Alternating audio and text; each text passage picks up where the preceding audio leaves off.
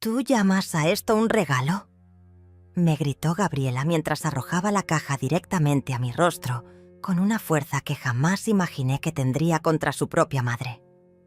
El cartón golpeó mi mejilla izquierda y cayó al suelo con un ruido seco que resonó por toda la sala, mientras Miguel sonreía con satisfacción desde el sofá y los demás invitados se quedaron petrificados por la brutalidad de lo que acababan de presenciar. «Mamá, después de todo lo que hemos hecho por ti, ¿nos das esta porquería?», continuó gritando, señalando la caja caída como si fuera basura. Mi nieta Estela se tapó la boca con las manos, horrorizada por la reacción de su madre. Lo que Gabriela no sabía era que dentro de esa simple caja estaba la llave del apartamento de $200,000 que había comprado para ella en secreto, trabajando turnos extra durante 2 años para juntar el dinero. Pero después de esa humillación pública, después de ver el desprecio en sus ojos, decidí que había perdido para siempre el derecho a conocer lo que realmente le estaba regalando. 3 meses antes, todo parecía normal en mi rutina de los domingos. La mesa estaba puesta con el mantel bordado que había hecho yo misma hace 20 años. La porcelana fina heredada de mi madre brillaba bajo la luz suave que se filtraba por las cortinas de encaje blanco. El aroma del pollo guisado, con verduras, llenaba toda la casa, mezclándose con el perfume de las rosas del jardín que entraba por la ventana entreabierta. Gabriela llegó puntual como siempre, acompañada de Miguel y mi querida Estela, que corrió a abrazarme con esa espontaneidad que solo conservan los adolescentes sinceros. «Abuela, huele delicioso», me susurró al oído mientras me apretaba fuerte. Miguel se limitó a un saludo frío, como de costumbre, pero noté algo diferente en su mirada ese día, algo calculador que me puso nerviosa sin saber por qué. Durante el almuerzo, Gabriela no dejaba de observar cada rincón de mi casa, con ojos nuevos, como si estuviera viendo todo por primera vez. Se levantó varias veces de la mesa con excusas triviales: buscar más sal, revisar si había dejado cerrada la llave del agua, comprobar que las ventanas estuvieran bien aseguradas. Pero yo la seguía con la mirada y notaba cómo se detenía frente a los muebles antiguos, cómo tocaba discretamente los marcos de plata de las fotografías familiares, cómo abría cajones que supuestamente estaba cerrando. «Esta casa es muy grande para ti sola, mamá», comentó mientras regresaba a su silla, sirviendo vino en su copa hasta el borde. «Una mujer de tu edad necesita tranquilidad, no tantas responsabilidades». Miguel asintió con entusiasmo exagerado, añadiendo: «Rosa, deberías pensar en mudarte a un lugar más pequeño, más seguro, donde no tengas que preocuparte por el mantenimiento ni la limpieza». La conversación continuó por ese camino durante toda la tarde. Hablaban de residencias para adultos mayores, de apartamentos cómodos y modernos, de la libertad que tendría al no tener que ocuparme de una casa tan grande. Pero había algo en sus voces, una urgencia disfrazada de preocupación, que me alertó. Estela permanecía callada, removiendo la comida en su plato sin probar bocado, lanzándome miradas de complicidad cuando sus padres no se daban cuenta. Era como si ella también sintiera que algo no estaba bien en esa conversación aparentemente inocente. El sol se filtraba por las ventanas creando sombras largas en el comedor, y yo comenzaba a sentir que esas sombras representaban algo más que el simple paso del tiempo. Cuando se fueron esa tarde, me quedé recogiendo los platos con una sensación extraña en el pecho. Las copas de cristal tintineaban suavemente mientras las lavaba, el agua tibia corriendo entre mis manos arrugadas por tantos años de trabajo y sacrificio. 45 años cosiendo en la fábrica textil, levantándome a las 5 de la mañana, incluso los sábados, ahorrando cada centavo para darle a Gabriela todo lo que yo nunca tuve. La crié sola después de que su padre nos abandonara cuando ella tenía 8 años, prometiéndome que jamás le faltaría nada, que tendría la educación universitaria que yo soñé, pero nunca pude permitirme. Trabajé turnos dobles, vendí las pocas joyas que tenía. Renuncié a pequeños lujos para pagar sus estudios en la universidad privada que tanto deseaba. Esa noche, sentada en mi mecedora de siempre con una taza de té de manzanilla humeante entre las manos, comencé a recordar otros detalles que había pasado por alto. Las preguntas insistentes sobre mis documentos importantes. Las sugerencias de que le diera una copia de las llaves de la casa por si algo pasaba. Los comentarios sobre lo conveniente que sería tener acceso a mi cuenta bancaria para emergencias. Todo comenzaba a tomar forma, como un rompecabezas siniestro que se armaba lentamente ante mis ojos. La luz de la lámpara creaba círculos dorados en las paredes llenas de fotografías familiares. Recuerdos de tiempos más felices cuando el amor era genuino y no tenía segundas intenciones. Las semanas siguientes a esa extraña comida dominical, las visitas de Gabriela se volvieron más frecuentes y estratégicas. Ya no llegaba los domingos tradicionales, sino entre semana, siempre con excusas perfectamente elaboradas. Pasaba por aquí después del trabajo y quise saludarte. Estaba comprando en el mercado cerca y se me ocurrió venir, pero yo comenzaba a notar patrones inquietantes en su comportamiento. Siempre traía a Miguel, quien se dedicaba a caminar por toda la casa, mientras ella me distraía con conversaciones sobre mi salud, mis medicamentos, mi rutina diaria. El muy astuto fingía interés por los libros de mi biblioteca, pero yo lo veía fotografiando discretamente los títulos, seguramente evaluando su valor. Sus ojos recorrían cada objeto como un tasador profesional. Una tarde de martes, mientras preparaba café en la cocina, escuché a Miguel hablando por teléfono en voz baja desde el patio trasero. Las palabras llegaban fragmentadas por el viento. La casa está en perfecto estado. Los muebles antiguos valen una fortuna. Ella no tiene idea del valor real de lo que posee. Mi corazón comenzó a latir más rápido mientras fingía no estar escuchando, removiendo el azúcar en mi taza con manos temblorosas. Cuando regresó a la sala, me sonrió con esa falsa calidez que había perfeccionado durante años de matrimonio con mi hija. «Rosa, tienes una casa hermosa, realmente hermosa», comentó tocando la superficie del piano que había comprado con mi primer sueldo completo, hace 40 años. Gabriela apareció desde el baño con expresión preocupada, sosteniendo uno de mis frascos de medicamentos para la presión arterial. «Mamá, estas pastillas están vencidas desde hace 3 meses», dijo mostrándome el frasco como evidencia de mi supuesta negligencia. «Esto es peligroso. Podrías tener una crisis y nadie se daría cuenta hasta días después». Miguel asintió, gravemente, añadiendo: «Vivir sola a tu edad es una irresponsabilidad, Rosa. ¿Qué pasaría si te caes en la ducha? Si tienes un problema cardíaco durante la noche». Sus palabras sonaban llenas de preocupación genuina, pero había algo en sus tonos, una urgencia calculada que me erizaba la piel. Era como escuchar a actores ensayando un guión demasiado bien preparado. Estela llegó esa tarde directamente del colegio, cargando su mochila pesada y con uniforme arrugado por el día escolar. Me saludó con su abrazo habitual, pero noté que observaba a sus padres con expresión confundida. Durante la merienda, mientras yo servía té y galletas caseras, ella rompió el silencio incómodo. «Papá, ¿por qué estás tomando fotos de las cosas de la abuela?» La pregunta cayó como una bomba en medio de la conversación trivial sobre el clima. Miguel se puso rojo inmediatamente, balbuceando excusas sobre documentar recuerdos familiares y preservar la historia. Gabriela lo respaldó rápidamente. «Tu papá solo quiere tener fotografías de la casa de la abuela para el futuro, cuando ella ya no esté con nosotros». Pero Estela no parecía convencida, mirándome con esos ojos inteligentes que habían heredado de mi lado de la familia.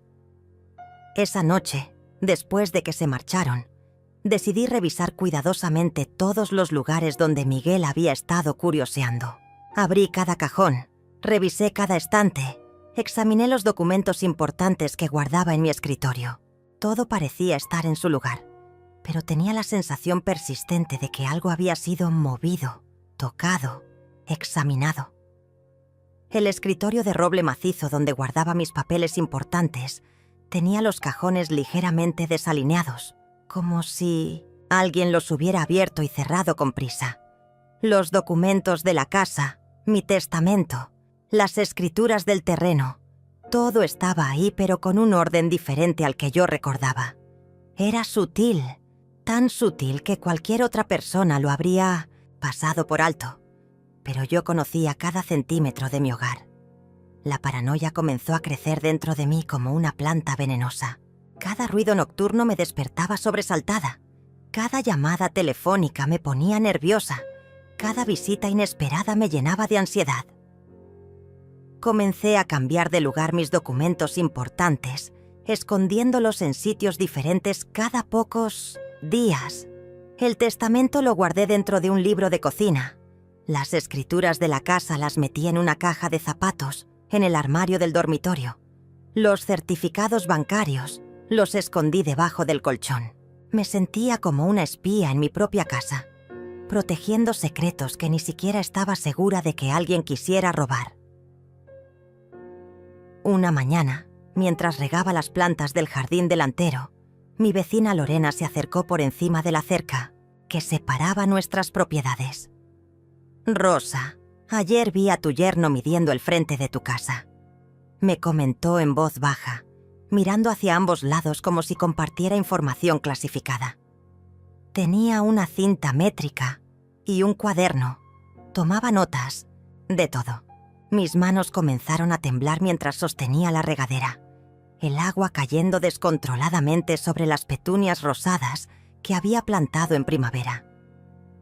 «¿Estás segura, Lorena?», le pregunté tratando de mantener la voz estable.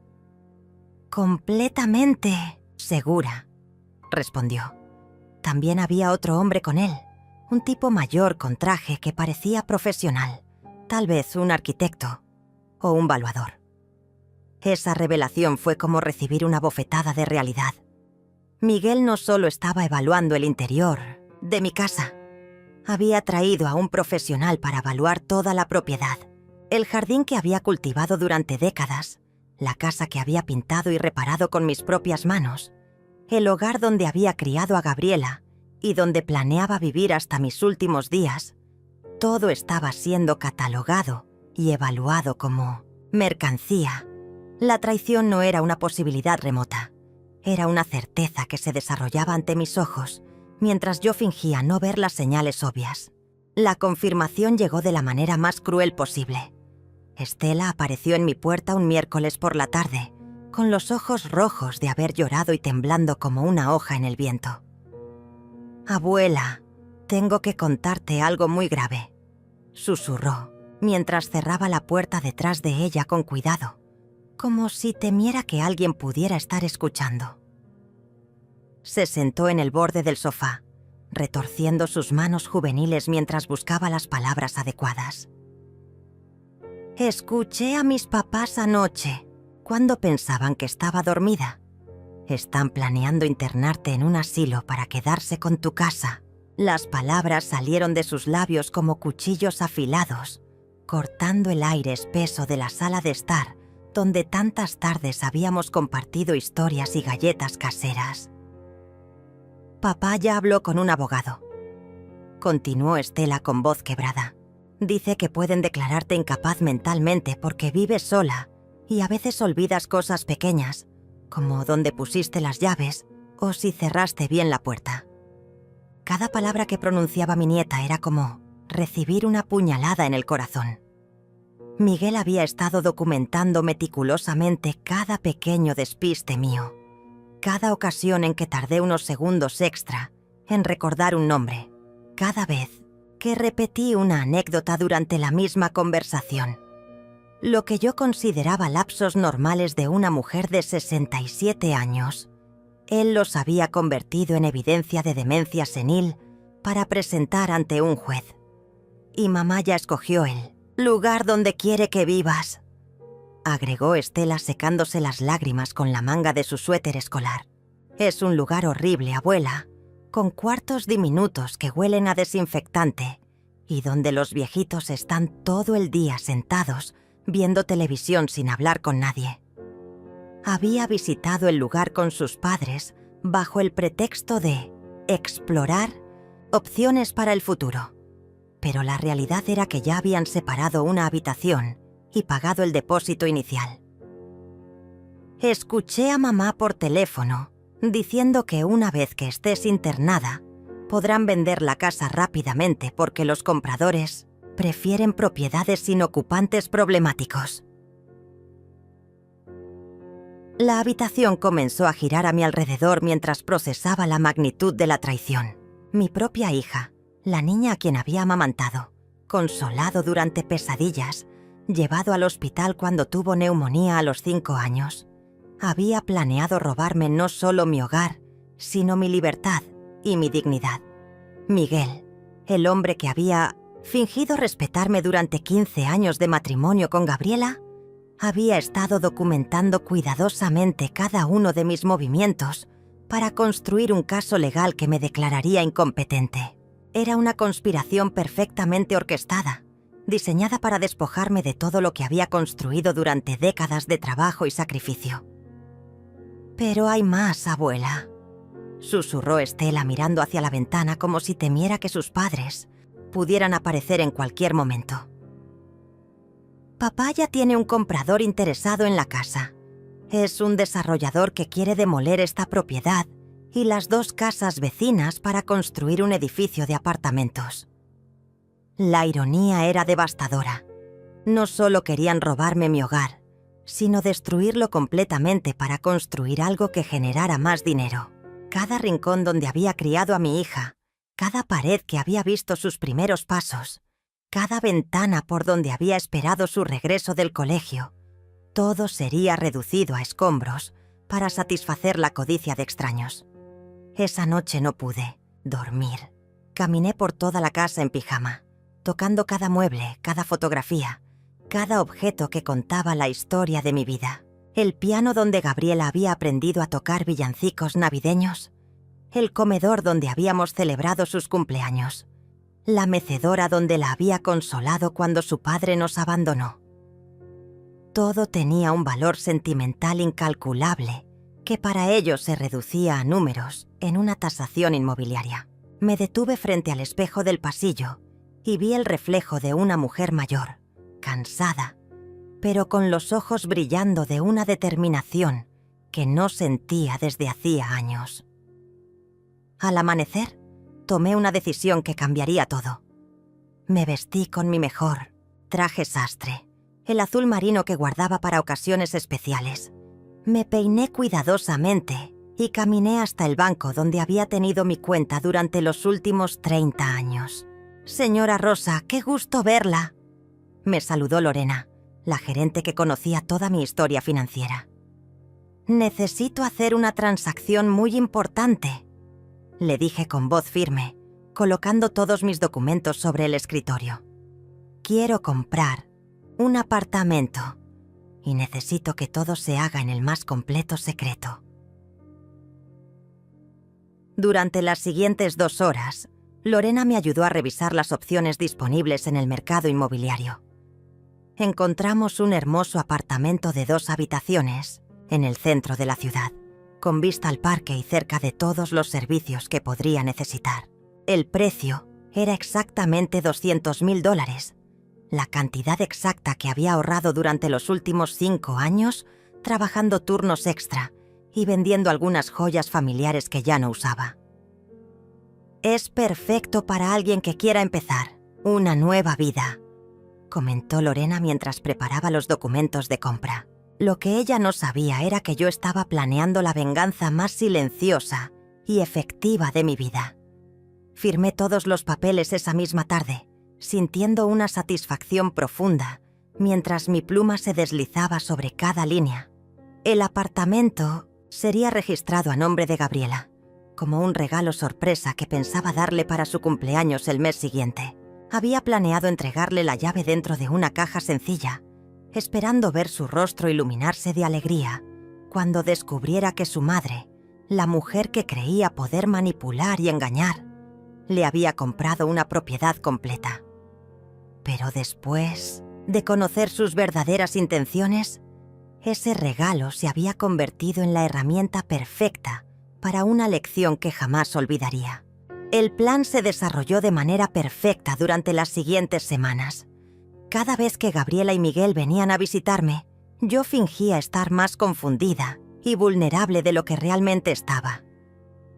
«Ay, hija, ¿dónde puse mis lentes?», preguntaba mientras los tenía colgando del cuello. «¿O ya almorzamos hoy?», cuando claramente habíamos terminado de comer hacía 10 minutos. Miguel tomaba notas discretas en su teléfono cada vez que yo representaba mi papel de anciana despistada, creyendo que estaba documentando evidencia genuina de deterioro mental. Lo que no sabía era que cada una de esas actuaciones era calculada y deliberada, diseñada para alimentar su falsa confianza mientras yo preparaba mi contraataque silencioso. Gabriela intensificó sus visitas, apareciendo ahora casi todos los días con diferentes excusas. «Mamá, vine a organizar tus medicamentos», decía mientras revisaba meticulosamente mi botiquín, contando pastillas y verificando fechas de vencimiento. «Tienes que ser más cuidadosa con estas cosas. Podrías confundirte y tomar una sobredosis». Yo asentía sumisamente, fingiendo gratitud por su preocupación, mientras observaba cómo fotografiaba discretamente cada frasco de medicina. Todo formaba parte de su dossier para demostrar mi supuesta incapacidad mental ante las autoridades competentes. Miguel había traído un grabador diminuto durante una de sus visitas, escondiéndolo detrás de los libros de la biblioteca mientras yo preparaba té en la cocina. Pensaba que yo no me había dado cuenta, pero lo vi claramente reflejado en el cristal de la vitrina donde guardaba la porcelana fina. Durante toda la tarde, me hizo preguntas aparentemente inocentes, diseñadas para hacerme quedar como una persona confundida y desorientada. «Rosa, ¿recuerdas qué día es hoy? ¿Puedes decirme cuántos años tienes exactamente? ¿Sabes dónde guardas tus documentos importantes?».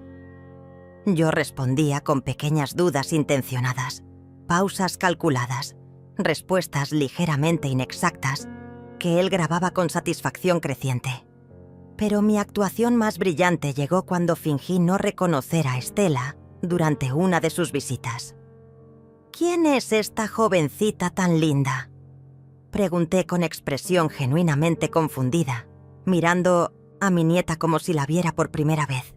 El dolor que se reflejó en los ojos de Estela fue real, pero ella entendió inmediatamente que era parte de mi plan cuando le guiñé discretamente el ojo mientras sus padres no miraban.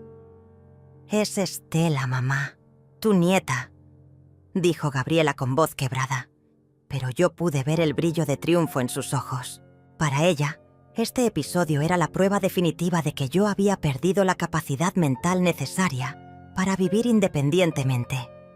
Esa misma noche, escuché a Gabriela hablando por teléfono con alguien desde el patio trasero. «Sí, doctor Martínez, creo que ya tenemos suficiente evidencia», decía en voz baja, creyendo que yo estaba dormida en mi habitación. «Confunde los nombres, no reconoce a familiares cercanos, olvida si ha comido o tomado sus medicamentos. Tenemos grabaciones de conversaciones donde queda claro su deterioro cognitivo». El doctor Martínez, descubrí, era un psiquiatra que habían contratado para evaluar mi estado mental sin que yo lo supiera. Habían planeado una visita casual para la semana siguiente, donde él me haría preguntas aparentemente informales que determinarían si era competente para manejar mis propios asuntos. Mientras tanto, yo había estado muy ocupada preparando mi propia estrategia. Contacté discretamente a un abogado diferente, el licenciado Jorge, un hombre mayor con reputación impecable que había manejado los asuntos legales de mi familia durante décadas. «Señora Rosa, lo que me cuenta es muy grave», me dijo después de escuchar toda la historia. «Pero tenemos opciones legales para protegerla». Durante las siguientes horas, revisamos cuidadosamente todos mis documentos, actualizamos mi testamento y establecimos medidas de protección que impedirían cualquier intento de declararme incompetente sin un proceso judicial completo y transparente. El licenciado Jorge también me ayudó a instalar discretamente cámaras de seguridad en las áreas principales de mi casa. Eran dispositivos pequeños, casi invisibles, que grababan tanto video como audio de todo lo que ocurría en la sala, el comedor y la cocina. Si realmente están planeando lo que usted sospecha, necesitamos evidencia de sus verdaderas intenciones, explicó mientras ajustaba el último dispositivo detrás del reloj de la repisa. Estas grabaciones serán fundamentales para demostrar que usted está perfectamente cuerda y que ellos son quienes están actuando de manera fraudulenta. La trampa perfecta se completó cuando logré que Miguel confesara sus planes sin darse cuenta. Durante una cena familiar, fingí un episodio de confusión particularmente dramático, preguntando repetidamente dónde estaba y por qué había tantos extraños en mi casa. Miguel, creyendo que yo estaba completamente desorientada, le susurró a Gabriela: «Ya está. Mañana mismo llamamos al doctor Martínez para que haga la evaluación oficial. Con este episodio grabado, ningún juez dudará de que necesita cuidado institucional inmediato». Lo que no sabía era que mis nuevas cámaras estaban capturando cada palabra, cada gesto, cada momento de su celebración prematura. Pero la revelación más impactante llegó cuando logré escuchar una conversación telefónica entre Gabriela y el desarrollador inmobiliario. «La casa estará disponible para demolición en máximo 2 meses», le aseguraba a su interlocutor. «Una vez que internemos a la vieja, podremos proceder con la venta inmediatamente. Ella no tendrá capacidad legal para objetar nada». El precio acordado era de $800,000, una suma que dividirían entre Gabriela, Miguel y los costos del asilo donde planeaban encerrarme. Mi hogar, mi refugio, mi santuario de décadas, se había convertido en una transacción comercial que discutían con la frialdad de comerciantes evaluando mercancía. Esa noche, mientras ellos celebraban silenciosamente lo que creían era su victoria inminente, yo me senté en mi mecedora favorita con una taza de té de manzanilla y sonreí por primera vez en semanas. Tenía en mis manos todas las grabaciones necesarias, todos los documentos legales actualizados y, por supuesto, la llave del apartamento de $200,000 que había comprado para Gabriela. El regalo que habría sido la culminación de mi amor maternal se había convertido en el instrumento perfecto para una lección que jamás olvidarían. El cumpleaños de Gabriela llegó como una tormenta silenciosa que yo había estado esperando durante semanas. Había planeado meticulosamente cada detalle de esa tarde, sabiendo que sería el momento perfecto para ejecutar mi plan. Invité a toda la familia extendida: mis hermanas Estela y Lorena, mis primos, los vecinos más cercanos, incluso algunos compañeros de trabajo de Gabriela, que ella había mencionado en conversaciones anteriores. Quería testigos, muchos testigos, para lo que estaba a punto de suceder. «Es una celebración especial», les dije a todos. «Quiero darle a mi hija un regalo que jamás olvidará». Y no mentía en absoluto. La mesa del comedor nunca había lucido tan elegante. Usé el mantel de encaje que había bordado para mi propia boda, la vajilla de porcelana que había heredado de mi madre, las copas de cristal que guardaba para las ocasiones más importantes. Las flores del jardín decoraban cada rincón de la casa, llenando el ambiente con el aroma dulce de las rosas que había cultivado durante años. Todo estaba perfecto, como si fuera realmente una celebración del amor filial y no el escenario cuidadosamente preparado para una revelación devastadora. Gabriela llegó radiante, vestida con un traje nuevo que seguramente había comprado con el dinero que pensaba obtener de la venta de mi casa. Miguel la acompañaba con esa sonrisa falsa que había perfeccionado, saludando a cada invitado como si fuera el anfitrión de la celebración. Rosa ha preparado algo muy especial para Gabriela, comentaba a quien quisiera escuchar. Es increíble cómo una madre siempre piensa en sus hijos, sin importar la edad que tenga. Sus palabras estaban cargadas de una ironía que solo yo podía apreciar completamente. Estela llegó directamente del colegio, aún vestida con su uniforme, y me abrazó con la complicidad silenciosa que habíamos desarrollado durante las últimas semanas. Ella sabía que algo importante estaba por suceder, aunque no conocía todos los detalles de mi plan. Durante la cena, mantuve la fachada de la madre orgullosa y amorosa. Conté anécdotas de la infancia de Gabriela. Recordé sus logros académicos. Mencioné lo feliz que me sentía de verla convertida en una mujer exitosa y realizada. Los invitados sonreían y asentían, comentando lo hermosa que era nuestra relación madre-hija, lo afortunada que era Gabriela de tener una madre tan dedicada. Miguel grababa discretamente con su teléfono, seguramente documentando lo que él consideraba evidencia adicional de mi deterioro mental por recordar eventos del pasado con demasiado detalle y emoción. Cuando llegó el momento de los regalos, el ambiente se llenó de expectativa. Los demás invitados habían traído presentes hermosos, joyas, perfumes, libros, flores. Pero todos esperaban ansiosamente ver qué había preparado yo, la madre que supuestamente había perdido la capacidad de tomar decisiones importantes. «Mi regalo es especial», anuncié mientras me dirigía hacia la mesa auxiliar donde había colocado la pequeña caja de cartón café, envuelta simplemente con un lazo dorado. Es algo que he estado planeando durante mucho tiempo, algo que representa todo mi amor por ti, hija mía. Gabriela tomó la caja con una sonrisa que no llegaba a sus ojos.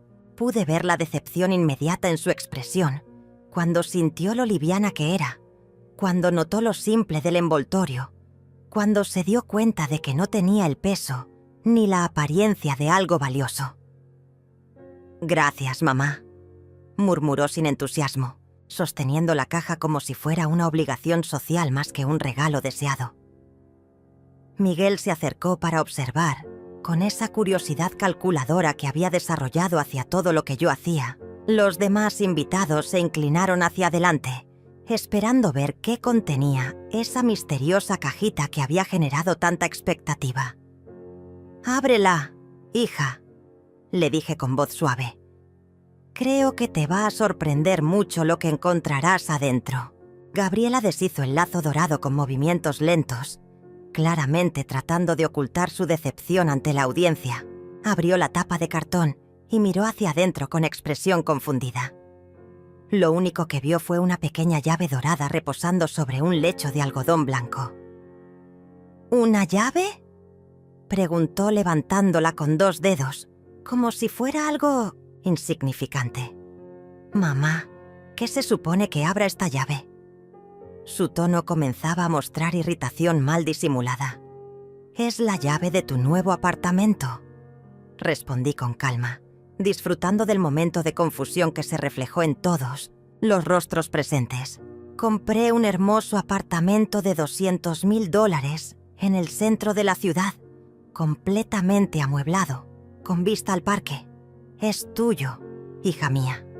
El silencio que siguió fue tan profundo que se podía escuchar el tic-tac del reloj de pared. Gabriela miraba la llave sin comprender.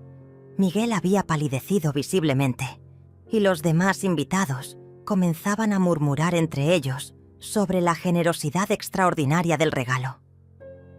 Pero entonces, en lugar de la alegría y gratitud que cualquier persona normal habría mostrado, vi algo diferente cruzar por el rostro de Gabriela. Era molestia, casi enojo, como si mi regalo fuera un inconveniente en lugar de una bendición. «Mamá», dijo con voz tensa, «yo no pedí un apartamento. No necesito un apartamento. ¿Por qué gastaste tanto dinero sin consultarme?» Su reacción era exactamente lo que yo había temido y esperado al mismo tiempo. Para ella, mi generosidad no era amor, sino un obstáculo para sus planes de apoderarse de mi casa. Además, continuó con creciente irritación, ¿cómo sabemos que esto es real? ¿Tienes los documentos? ¿Está todo legal? Miguel asintió respaldando sus dudas, sugiriendo que tal vez yo había sido víctima de una estafa inmobiliaria debido a mi estado mental deteriorado. La situación se estaba desarrollando exactamente como yo había previsto. En lugar de agradecer un regalo extraordinario, estaban cuestionando mi capacidad mental para haberlo hecho, preparando el terreno para sus argumentos de incompetencia legal. La tensión en la habitación se volvía palpable mientras Gabriela seguía cuestionando la autenticidad de mi regalo. «Esto no tiene sentido, mamá», decía sosteniendo la llave como si fuera evidencia de un crimen. «Una persona de tu edad no puede tomar decisiones financieras tan importantes sin supervisión». Miguel asintió vigorosamente, añadiendo, «Rosa, probablemente te estafaron. Los ancianos son víctimas fáciles de fraudes inmobiliarios». Sus palabras estaban cargadas de una condescendencia que me revolvía el estómago, pero mantuve mi compostura, esperando el momento perfecto para revelar toda la verdad. Los invitados comenzaron a intercambiar miradas incómodas. Mis hermanas Estela y Lorena se veían confundidas por la reacción hostil de Gabriela hacia un regalo tan generoso. «Hija», intervino mi hermana Estela con voz suave, «tu madre acaba de darte un apartamento valorado en $200,000. ¿No crees que al menos podrías agradecerle antes de dudar de su capacidad?» Pero Gabriela se había envalentonado, sintiendo que tenía el apoyo de Miguel y la justificación perfecta para cuestionar públicamente mi estado mental. «Tía, no entiendes», respondió Gabriela con tono exasperado. «Mamá ha estado muy confundida últimamente. Olvida cosas importantes, se desoriente, a veces no reconoce a las personas. No está en condiciones de manejar sumas tan grandes de dinero». Miguel sacó discretamente su teléfono, seguramente para grabar la conversación como evidencia adicional de mi supuesta incompetencia. «Hemos estado preocupados por su seguridad financiera durante meses», agregó con falsa preocupación. «Este tipo de decisiones impulsivas confirman nuestros temores. Fue entonces cuando decidí que había llegado el momento de actuar. Me levanté lentamente de mi silla, caminé hacia el mueble donde guardaba mis documentos importantes y regresé con una carpeta gruesa llena de papeles oficiales. «Aquí tienes toda la documentación, hija», dije colocando los documentos sobre la mesa con un sonido satisfactorio. «Escrituras del apartamento, certificados de propiedad, recibos de pago, todo completamente legal y verificado por mi abogado». La expresión de confianza en el rostro de Miguel comenzó a desvanecerse mientras hojeaba los documentos oficiales. «Como puedes ver», continué con voz firme, «mi estado mental está perfectamente bien. Fui al banco personalmente. Revisé múltiples opciones inmobiliarias. Negocié el precio. Firmé todos los contratos después de leer cada cláusula cuidadosamente. Los papeles confirmaban cada palabra que decía. Fechas recientes, firmas claras, transacciones completamente legales realizadas en mi pleno juicio.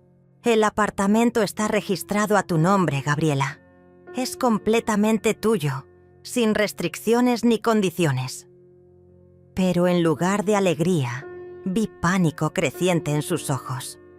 El verdadero problema, me di cuenta observando sus reacciones, era que un apartamento a nombre de Gabriela complicaba enormemente sus planes de declararme incompetente y apoderarse de mi casa. Si yo había sido lo suficientemente competente para comprar una propiedad de $200,000, hacía apenas 3 semanas, ¿Cómo podrían argumentar ante un juez que era mentalmente incapaz de manejar mis propios asuntos?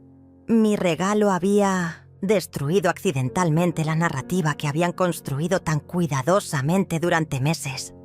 «Pero mamá», insistió Gabriela con voz cada vez más aguda, «yo no quiero este apartamento. No lo necesito. ¿Por qué no me consultaste antes de comprarlo?»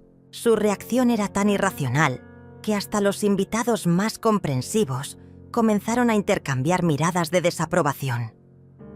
«Podrías venderlo y recuperar tu dinero», sugirió mi prima Lorena con lógica simple. «O rentar la propiedad y generar ingresos mensuales. Es una inversión excelente». Pero Gabriela negó vigorosamente con la cabeza, como si la idea de poseer bienes raíces fuera una maldición en lugar de una bendición. Fue en ese momento preciso cuando Gabriela perdió completamente el control. «¿Tú llamas a esto un regalo?», gritó levantándose bruscamente de su silla, tomando la caja de cartón donde había estado la llave. «Después de todo lo que hemos hecho por ti, ¿nos das esta porquería?». Sus palabras resonaron por toda la casa como un rugido de animal. Herido, los invitados se quedaron petrificados, incapaces de procesar lo que estaban presenciando. Una mujer de 35 años, gritándole a su madre de 67 por haberle regalado un apartamento de $200,000. «No sirves ni para dar regalos decentes», continuó gritando mientras levantaba la caja por encima de su cabeza. «Siempre has sido una vieja ridícula que no entiende lo que la gente realmente necesita». El veneno en su voz era tan puro, tan concentrado, que varios invitados se llevaron las manos a la boca con horror. Mi hermana Estela se levantó instintivamente, como si quisiera protegerme de la agresión verbal de mi propia hija. Pero yo permanecí sentada, tranquila, esperando el momento culminante que sabía que estaba por llegar. Y entonces sucedió. Gabriela arrojó la caja directamente a mi rostro con una fuerza que nunca había mostrado antes. El cartón golpeó mi mejilla izquierda y rebotó hacia el suelo, donde se deslizó hasta detenerse bajo la mesa del comedor. El silencio que siguió fue absoluto, como si el tiempo mismo se hubiera detenido para procesar la magnitud de lo que acababa de ocurrir. Una hija había agredido físicamente a su madre anciana delante de 20 testigos por el crimen de haberle regalado una propiedad valorada en $200,000. Toqué suavemente mi mejilla donde había impactado la caja, sintiendo el ardor de la piel enrojecida, pero no sentía dolor físico. Sentía una claridad cristalina, una liberación completa de cualquier culpa o duda que pudiera haber tenido sobre mis próximas decisiones. Gabriela había mostrado su verdadera naturaleza delante de todos. Había revelado exactamente quién era realmente cuando no conseguía lo que quería. Ya no tendría que explicarle a nadie por qué había tomado las decisiones que estaba a punto de tomar. El silencio que siguió al golpe fue tan profundo que parecía haber absorbido todo el oxígeno de la habitación. Los invitados permanecían inmóviles, como figuras de cera contemplando una escena que sus mentes se negaban a procesar completamente. Mi hermana Estela fue la primera en reaccionar, levantándose bruscamente de su silla con el rostro transformado por la indignación. «Gabriela, ¿qué acabas de hacer?», preguntó con voz temblorosa, señalando hacia donde yo permanecía sentada, con la mano sobre mi mejilla enrojecida. «¿Le pegaste a tu propia madre por darte un regalo de $200,000? Gabriela se quedó parada en medio de la sala, respirando agitadamente, como si acabara de despertar de una pesadilla y se diera cuenta de lo que había hecho. Sus ojos recorrieron los rostros horrorizados de todos los presentes, buscando alguna señal de comprensión o apoyo que claramente no ibas a encontrar. Miguel intentó tomar su brazo para calmarla, pero ella se apartó bruscamente, como si el contacto físico fuera una traición adicional.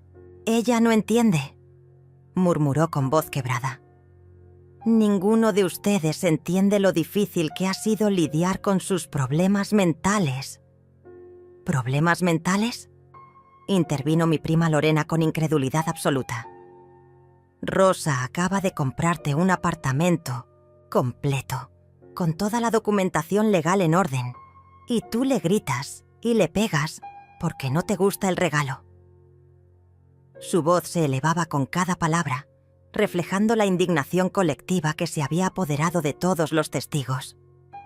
Creo que la única persona con problemas mentales aquí eres tú, Gabriela. Los murmullos de aprobación recorrieron la habitación como una ola, confirmando que el consenso público estaba completamente en mi contra.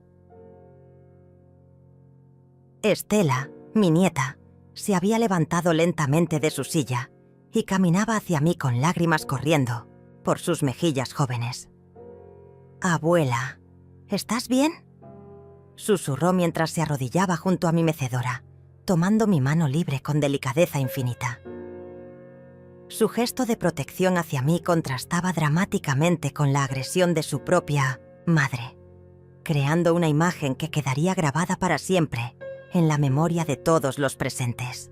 «Siento mucho lo que hizo mamá», continuó con voz entrecortada.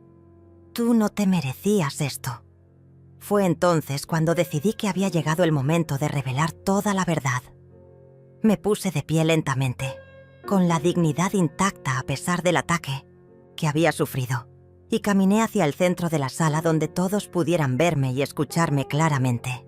«Quiero que todos ustedes sepan algo muy importante», comencé con voz firme y clara. «Durante los últimos meses, Gabriela y Miguel han estado planeando declararme mentalmente incompetente para quitarme mi casa e internarme en un asilo contra mi voluntad». Las palabras cayeron como bombas en medio del silencio expectante. «¡Eso es mentira!», gritó Miguel inmediatamente, pero su negación sonaba desesperada y poco convincente. «Rosa está confundida. Está inventando cosas que no son ciertas».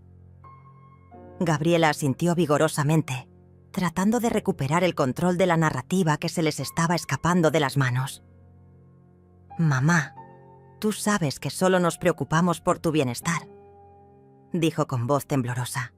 «Nunca haríamos algo así». Pero sus protestas sonaban huecas después de la demostración de violencia que todos habían presenciado minutos antes. «Tengo pruebas», continué, dirigiéndome hacia el mueble donde guardaba mis documentos más importantes. Saqué una carpeta diferente. Esta llena de fotografías impresas, transcripciones de conversaciones y documentos que había recopilado durante semanas de investigación silenciosa. «Aquí están las fotos que Miguel tomó de mis muebles y documentos sin mi permiso», dije mostrando las imágenes a los invitados. «Aquí está la transcripción de la conversación donde discuten el precio de venta de mi casa con un desarrollador inmobiliario». Cada documento que mostraba era como un clavo en el ataúd de su credibilidad. Los invitados se acercaron para examinar las evidencias, sus expresiones cambiando de confusión a horror mientras procesaban la magnitud de la traición que estaban presenciando. «Esto es increíble», murmuró mi hermana Estela mientras revisaba las fotografías. «Miguel, estas son fotos del interior de la casa de Rosa, tomadas sin su conocimiento». Las imágenes mostraban claramente objetos de valor, documentos importantes y espacios privados fotografiados con el propósito obvio de catalogar propiedades para una venta futura. «Y aquí», continué, sacando un pequeño dispositivo de grabación que el licenciado Jorge me había proporcionado. «Tengo las conversaciones donde planean mi internamiento forzoso y la demolición de mi casa para construir un edificio de apartamentos». Presioné el botón de reproducción y la voz de Gabriela llenó la habitación. «La casa estará disponible para demolición en máximo 2 meses.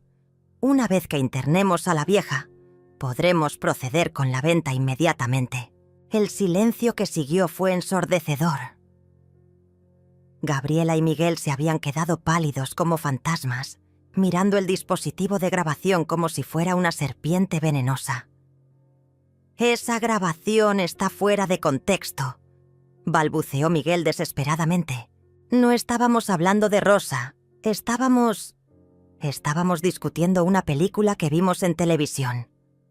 Pero su explicación era tan ridícula que hasta él mismo parecía no creerla. La evidencia era abrumadora, irrefutable, devastadora para cualquier intento de mantener su inocencia.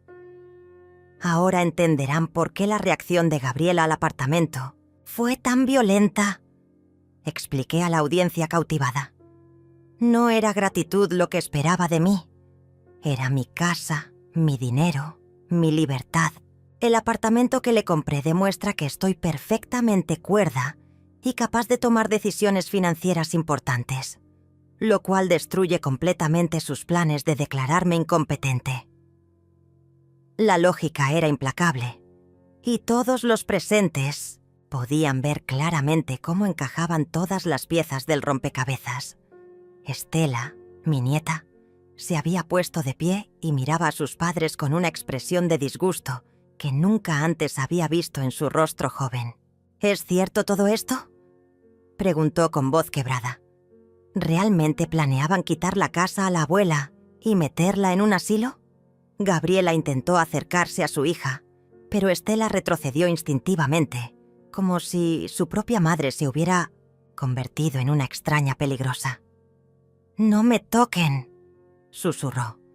«No puedo creer que sean capaces de algo así». La transformación en el ambiente de la habitación fue inmediata y dramática. Los invitados que minutos antes habían llegado para celebrar un cumpleaños familiar ahora se alejaban instintivamente de Gabriela y Miguel, como si la traición fuera contagiosa. Mi hermana Estela se acercó a mí con expresión protectora, colocando su brazo alrededor de mis hombros, mientras miraba a mi hija con una mezcla de decepción y asco que jamás pensé que vería dirigida hacia ella. «Rosa, no puedo creer que tu propia hija fuera capaz de planear algo así», murmuró lo suficientemente alto para que todos escucharan. «Después de todo lo que sacrificaste por ella». Gabriela intentó desesperadamente recuperar el control de la situación, su voz volviéndose cada vez más aguda y desesperada. «Están malinterpretando todo», gritaba mientras gesticulaba frenéticamente con las manos. «Nosotros solo queríamos lo mejor para mamá. Queríamos protegerla de estafadores y personas que se aprovechan de los ancianos». Pero sus palabras sonaban huecas y falsas después de toda la evidencia que había presentado. Miguel permanecía en silencio, con la mirada fija en el suelo, como si quisiera desaparecer completamente de la escena. Los vecinos que habían sido invitados comenzaron a intercambiar comentarios en voz baja, sus susurros llenando la habitación, como el zumbido de abejas enfurecidas. «Siempre pensé que Gabriela era una hija ejemplar», comentaba la señora García de la casa de al lado. «Pero esto es imperdonable». Otros asentían con gravedad, algunos tomando fotografías discretas de los documentos que yo había mostrado, como si quisieran tener evidencia de lo que habían presenciado para contárselo a otros más tarde. Estela, mi nieta, se había convertido en el centro emocional de la confrontación. Su rostro joven reflejaba una madurez súbita, como si hubiera envejecido años en minutos al descubrir la verdadera naturaleza de sus padres. «Mamá», dijo con voz temblorosa pero firme, «¿cómo pudiste pensar en hacerle esto a la abuela?» Se dirigió hacia mí y tomó mi mano con delicadeza infinita. «Abuela, yo no sabía nada de esto, te lo juro. Si hubiera sabido sus planes, te habría advertido antes». Sus lágrimas caían libremente mientras hablaba, cada gota reflejando la pureza de su corazón joven. «Lo sé, mi amor», le respondí con voz suave, acariciando su cabello oscuro como había hecho desde que era una niña pequeña. «Tú fuiste la única que me advirtió sobre lo que estaban planeando. Eres la única persona en esta familia que conserva algo de decencia y honor». Mis palabras fueron como dagas para Gabriela, quien se llevó las manos al pecho como si hubiera recibido un golpe físico. Ver que su propia hija se ponía de mi lado era claramente más doloroso para ella que toda la evidencia que había presentado. Miguel intentó un último movimiento desesperado para salvarse. «Rosa, usted está confundida», dijo con voz falsamente paternal. «Todas esas grabaciones fueron malinterpretadas. Nosotros jamás haríamos daño a la familia».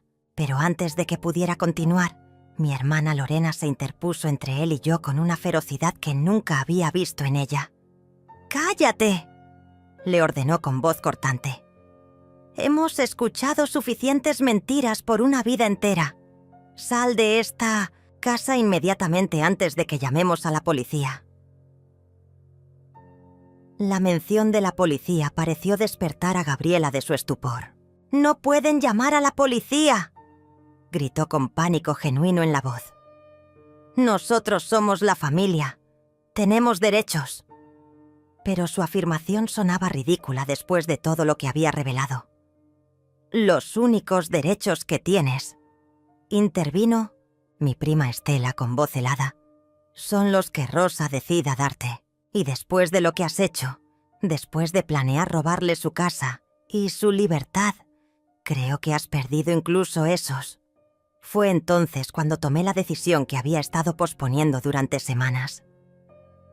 Caminé hacia el teléfono de la casa, un aparato antiguo que había conservado por nostalgia, y marqué el número que había memorizado días atrás. «Licenciado Jorge», dije cuando respondió. «Sí, soy Rosa. Creo que es momento de ejecutar los cambios que discutimos en mi testamento». El silencio en la habitación se volvió absoluto mientras todos procesaban las implicaciones de mi llamada. «Telefónica. Quiero que Gabriela y Miguel sean completamente removidos de mi testamento». Continué hablando al teléfono mientras miraba directamente a mi hija. «Todos mis bienes, propiedades y ahorros serán transferidos a mi nieta Estela cuando cumpla 25 años. Hasta entonces, todo será manejado por un fideicomiso que ustedes administrarán». Cada palabra que pronunciaba era como un martillo golpeando el último clavo en el ataúd de las ambiciones de Gabriela. La reacción fue inmediata y devastadora. Gabriela se desplomó en el sofá como si hubiera recibido un golpe físico, llevándose las manos al rostro mientras sollozaba incontrolablemente. «No puedes hacer esto», repetía entre lágrimas. «Soy tu hija, soy tu única hija». Pero sus súplicas llegaban demasiado tarde. Había tenido décadas para demostrar que merecía mi confianza y mi herencia, y en lugar de eso, había elegido la traición y la codicia. Miguel intentó acercarse al teléfono como si quisiera interrumpir mi conversación con el abogado, pero mi hermana Estela y varios invitados formaron una barrera protectora alrededor de mí. «No te atrevas a tocarla», le advirtió uno de mis primos con voz amenazante. «Ya has hecho suficiente daño por un día». La protección colectiva que estaba recibiendo de familiares y vecinos era abrumadora, demostrando que mi versión de los eventos había sido completamente creída y aceptada por todos los presentes. Además, agregué al teléfono, asegurándome de que todos pudieran escuchar, «quiero que se implementen medidas legales inmediatas para prevenir cualquier intento futuro de declararme incompetente sin el consentimiento de al menos 3 psiquiatras independientes y un proceso judicial completo». Era mi seguro final contra cualquier venganza que pudieran intentar después de perder el acceso a mi herencia. Cuando colgué el teléfono, me volví hacia Gabriela con una calma que sorprendía incluso a mí misma. «El apartamento que compré para ti sigue siendo tuyo», le dije con voz firme. «Es mi último regalo como madre, pero a partir de este momento no tienes ningún derecho sobre mis otros bienes, mi casa o mi futuro». Las lágrimas corrían por su rostro mientras escuchaba las palabras que sellaban definitivamente su destino. Los días que siguieron a esa confrontación devastadora pasaron como una película en cámara lenta, cada momento cargado de una quietud que no había sentido en décadas. Gabriela y Miguel intentaron contactarme innumerables veces durante la primera semana. Llamadas telefónicas que dejé sonar hasta que se cortaran solas. Mensajes de texto que borré sin leer. Cartas entregadas por correo que deposité directamente en la basura, sin abrir el sobre. El silencio se había convertido en mi arma más poderosa, más efectiva que cualquier grito o reclamo que pudiera haber hecho. Estela venía a visitarme todas las tardes después del colegio, cargando su mochila pesada y esa sonrisa tímida que había heredado de mi lado de la familia. «Abuela», me decía mientras preparábamos té en la cocina, «mis papás lloran mucho por las noches. Mamá dice que eres cruel por no hablar con ella».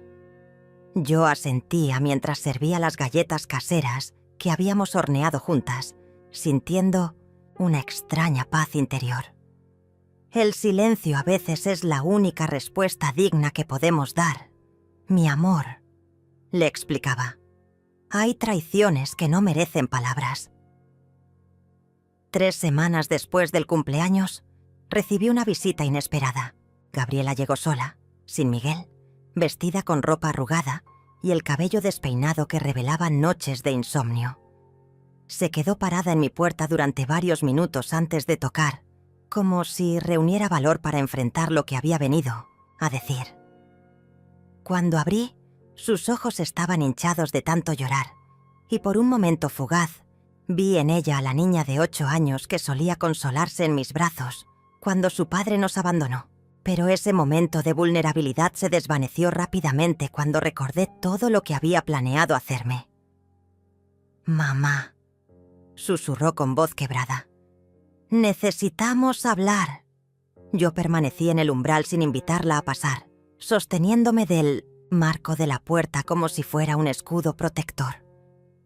«Ya no tenemos nada de qué hablar, Gabriela», respondí con voz neutra, sin emoción. «Dijiste todo lo que tenías que decir cuando me arrojaste esa caja a la cara delante de 20 testigos». Sus lágrimas comenzaron a caer nuevamente, pero ya no tenían el poder de conmoverme como antes. Estaba confundida. Continuó sollozando.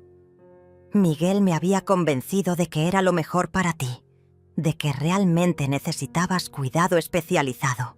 Intentó tocar mi brazo, pero yo me aparté instintivamente. Por favor, mamá, perdóname. Devuélveme mi lugar en tu testamento. Yo te cuidaré como debe ser». Sus súplicas sonaban desesperadas, calculadas, como si hubiera ensayado ese discurso durante días enteros.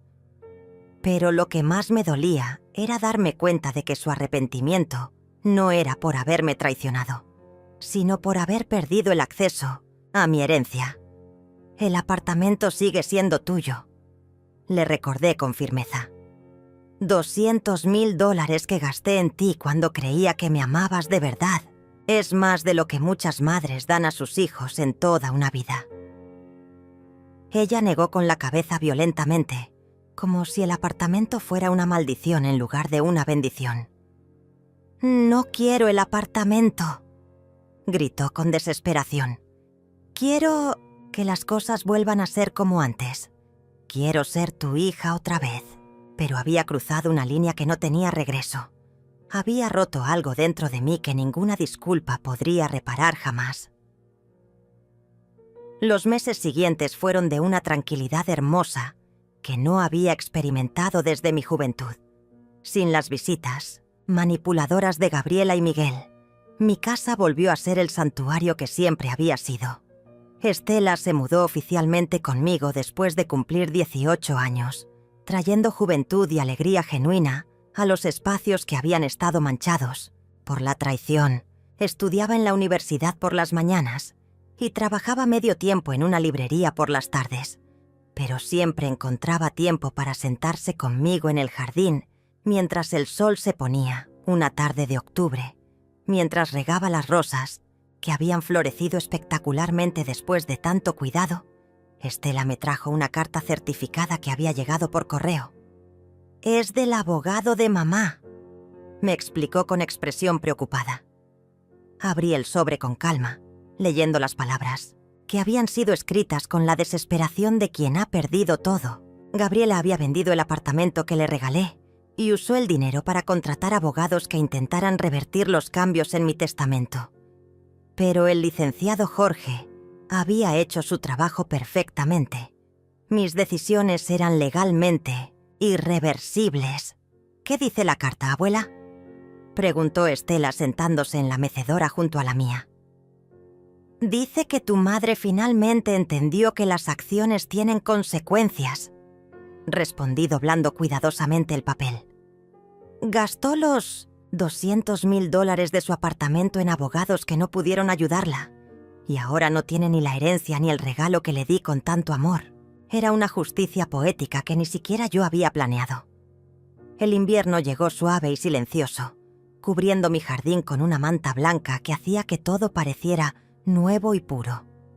Estela y yo desarrollamos rutinas hermosas: té de manzanilla, por las tardes, lecturas compartidas junto a la chimenea, conversaciones profundas sobre la vida y el amor verdadero. Ella me contaba sobre sus estudios de literatura, sus sueños de ser escritora, sus planes para el futuro. Y yo le contaba historias de mi juventud, lecciones aprendidas a través de décadas de trabajo y sacrificio, la sabiduría que solo se obtiene sobreviviendo traiciones y saliendo más fuerte del otro lado. Una noche de enero, mientras preparaba mi té nocturno de siempre, recibí una llamada que no esperaba. Era Miguel, con voz temblorosa y desesperada. «Rosa», dijo, «Gabriela está en el hospital». Tuvo una crisis nerviosa después de perder todo el dinero del apartamento. Sus palabras llegaron a mis oídos como ecos distantes, sin el poder de moverme, como habrían hecho en el pasado. «Lo siento por ella», respondí con sinceridad, «pero esas son las consecuencias de sus propias decisiones». Colgué el teléfono y continué preparando mi té, sintiendo una paz profunda que venía de saber que había hecho lo correcto. Me senté en mi mecedora favorita, mirando por la ventana hacia el jardín cubierto de nieve, donde las rosas dormían esperando la primavera para florecer nuevamente. Estela estudiaba en su habitación, su luz encendida proyectando sombras cálidas en el pasillo. La casa estaba llena de amor real, no del amor manipulador que había tolerado durante tantos años. Esa noche, antes de dormir, escribí en mi diario las palabras que resumían toda mi experiencia. Aprendí que el amor verdadero no exige nada a cambio, pero tampoco tolera la traición infinitamente. Gabriela recibió todo mi amor durante 40 años y eligió convertirlo en codicia. Estela recibe ese mismo amor ahora y lo honra con gratitud genuina. El círculo se cierra y mi corazón finalmente descansa en paz. Los años que siguieron fueron los más felices de mi vida adulta. Estela se graduó con honores, se casó con un joven profesor que la amaba profundamente y me dio 3 bisnietos que llenaron mi casa de risas otra vez. Gabriela intentó reconectarse varias veces, pero yo había aprendido que algunas puertas, una vez cerradas, deben permanecer así para proteger la paz que tanto costó construir. Viví hasta los 85 años, rodeada de amor verdadero, sabiendo que había tomado las decisiones correctas cuando más importaba. Y cuando cerré los ojos por última vez, fue con la sonrisa de quien vivió con dignidad hasta el final.